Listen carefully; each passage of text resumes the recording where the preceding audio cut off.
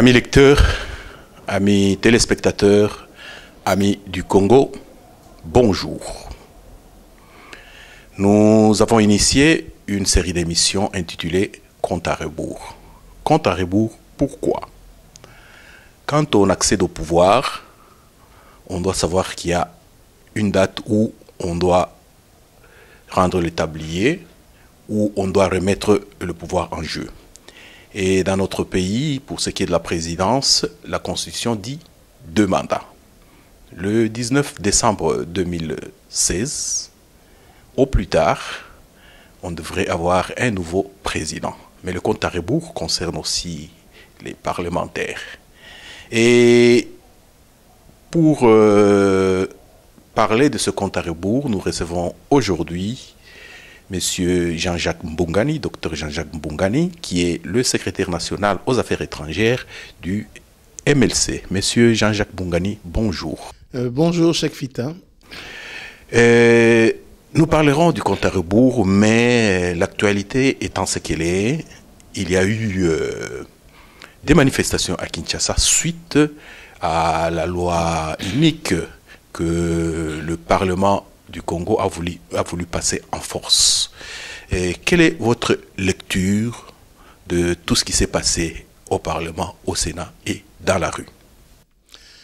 D'abord, je suis très heureux d'être l'invité de cette série d'émissions Compte à rebours qui finalement nous permettra à nous, politiciens, de s'exprimer face à notre peuple pour donner nos opinions différentes par rapport à ce à quoi on doit s'attendre. Il est important de savoir que notre pays a une constitution et cette constitution prévoit 2 mandats pour le chef de l'État.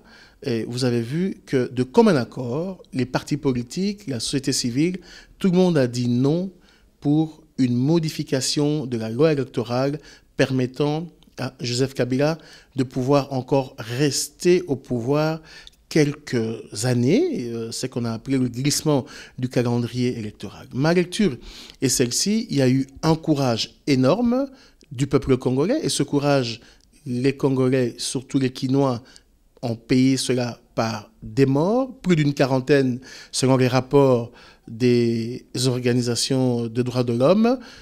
Nous déplorons en tant que parti politique ces morts parce qu'il est inadmissible face aux manifestations que la police nationale puisse utiliser des balles réelles qui ont finalement ôté la vie à plusieurs jeunes. Des jeunes qui sont descendus pour contester la fameuse loi électorale.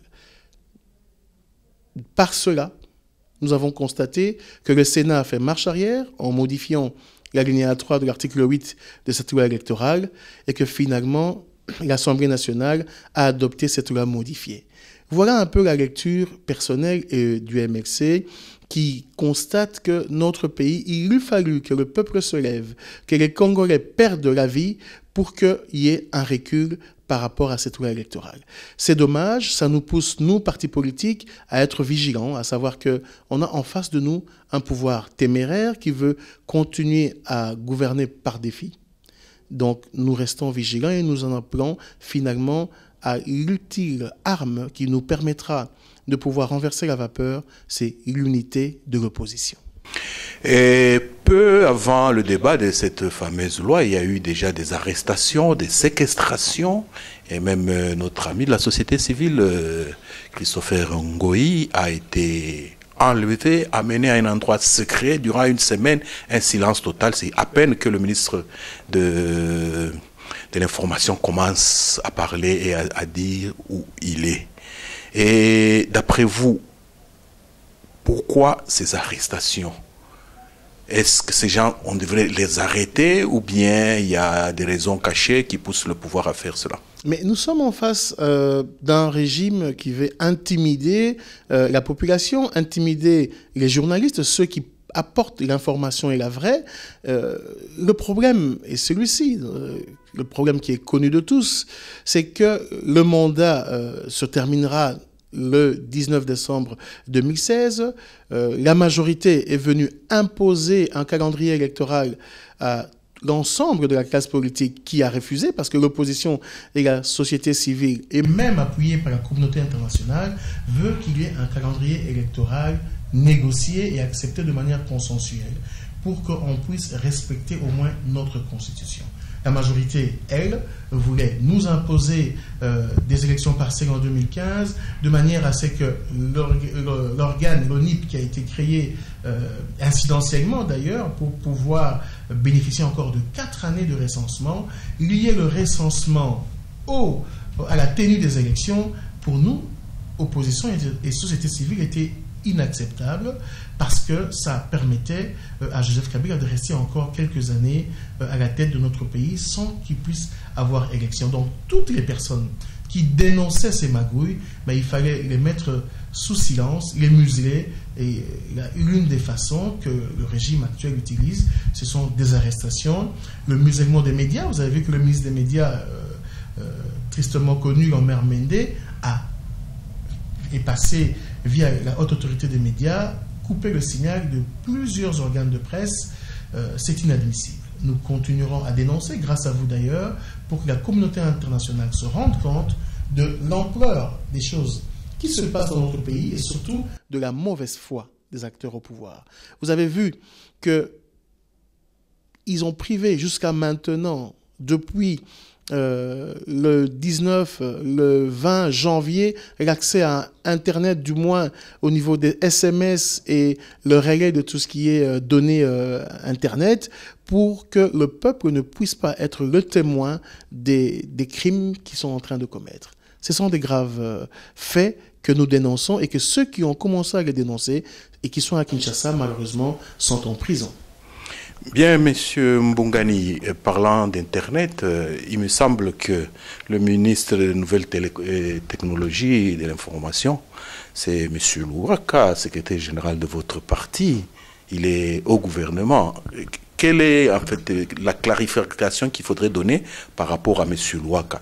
Il agit au nom du MLC ou bien il a déjà été défenestré du parti? Non, il est de notoriété publique que Thomas Louaka n'est plus membre du mouvement de libération du Congo depuis le 8 décembre 2014. D'ailleurs, à la sortie du nouveau gouvernement de cohésion nationale qui est sorti le dimanche 7 décembre 2014, au lendemain, le mouvement de libération du Congo avait constaté l'auto-exclusion des 3 membres qui ont rejoint la majorité présidentielle parce qu'ils sont allés à l'encontre des statuts de notre pays, de notre parti, en son article 45, qui dit que ceux qui optent pour une option ou opinion politique différente de la ligne politique du parti sont auto-exclus. Et d'ailleurs, cette décision du mouvement de libération du Congo contre Thomas Louaka et les 2 autres membres du MLC, anciens membres du MLC qui ont rejoint le gouvernement, respecte aussi l'article 4 qui régit des statuts de l'opposition.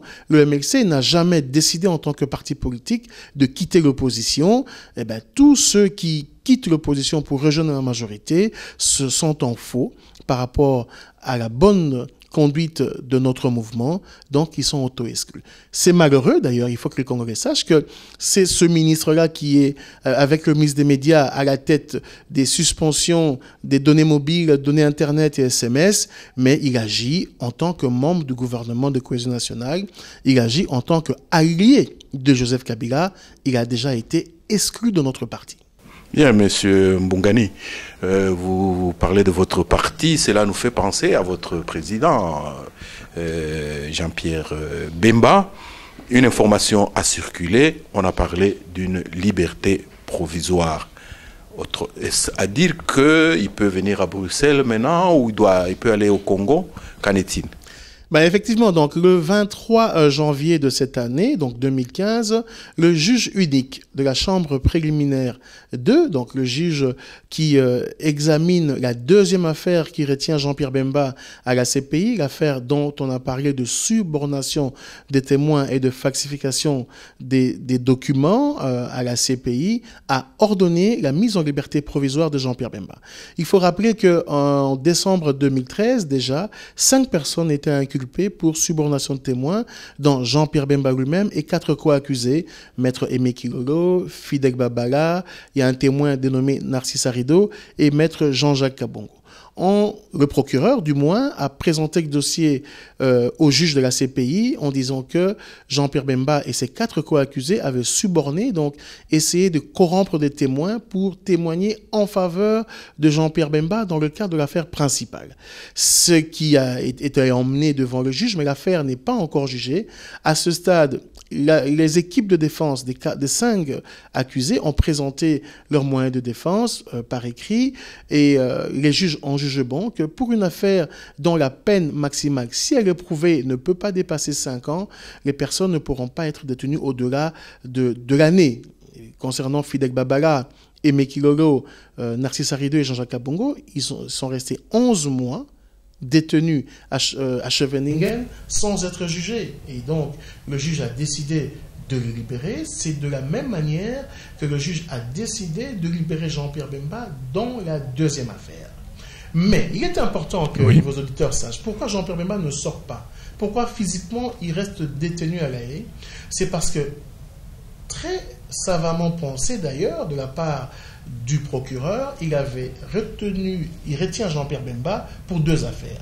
La première, connue, celle des crimes contre l'humanité, crimes de guerre qu'auraient commis les militaires du MLC à Bangui d'octobre 2002 à mars 2003. Pour cette affaire, il est arrêté depuis mai 2008, ça fait déjà 6 ans et demi qu'il est là. L'affaire est jugée et nous sommes dans l'attente du verdict final qui devrait arriver dans les semaines et mois à venir, selon les experts, autour de mars 2015. Donc, pour me résumer et pour la bonne compréhension de tous, dans la deuxième affaire de subornation de témoins, Jean-Pierre Bemba vient de bénéficier d'une mise en liberté provisoire.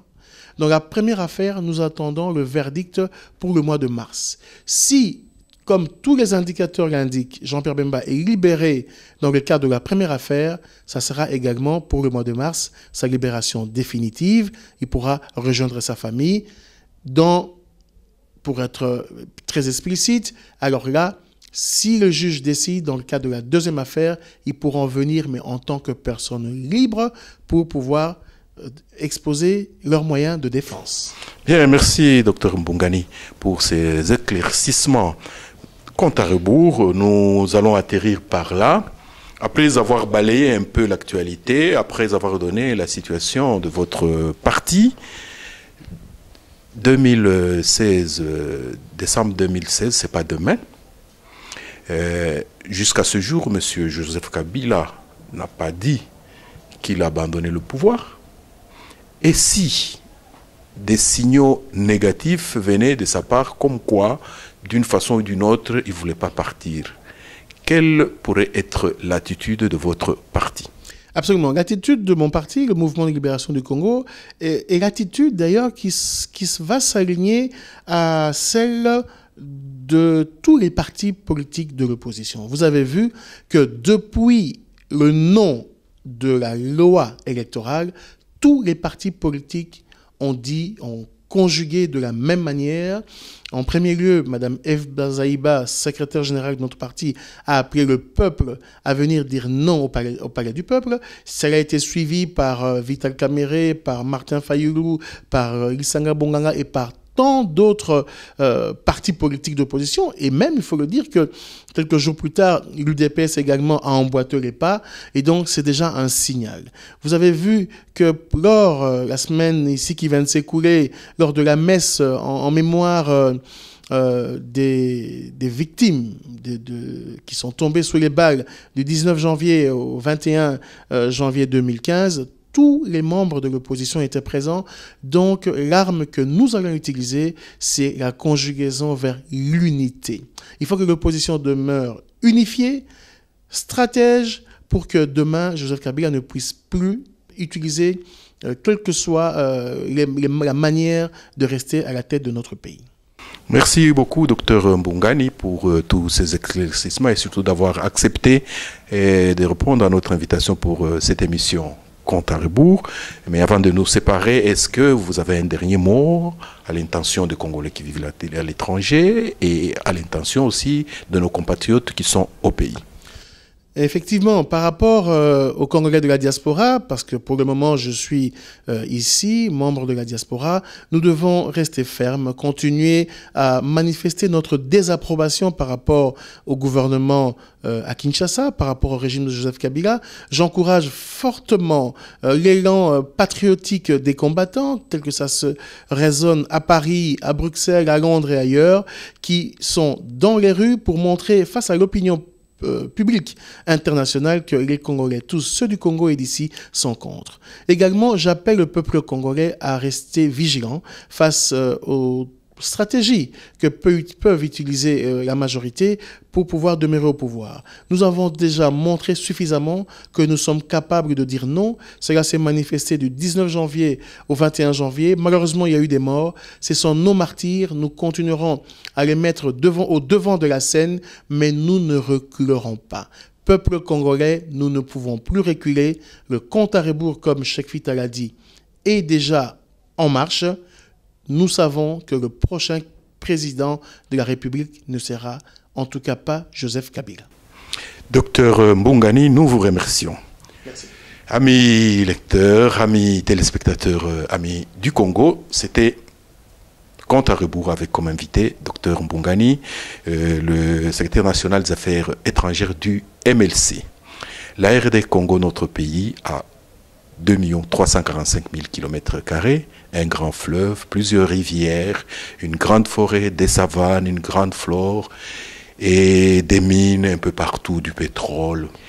Mais malheureusement, en RD Congo, les gens meurent de faim et nous sommes parmi les pays les plus pauvres du monde. Est-ce que, avec ce compte à rebours, avec ce changement, nos hommes politiques pourront donner aux Congolais une autre raison de vivre? Est-ce qu'on pourra permettre aux Congolais de mieux partager la richesse nationale? Tel est notre souhait. C'est pour ça que régulièrement, nous inviterons des hommes politiques qui sont sur le terrain pour vous entretenir de la marche de notre pays. Encore une fois, merci de nous avoir suivis et à la prochaine.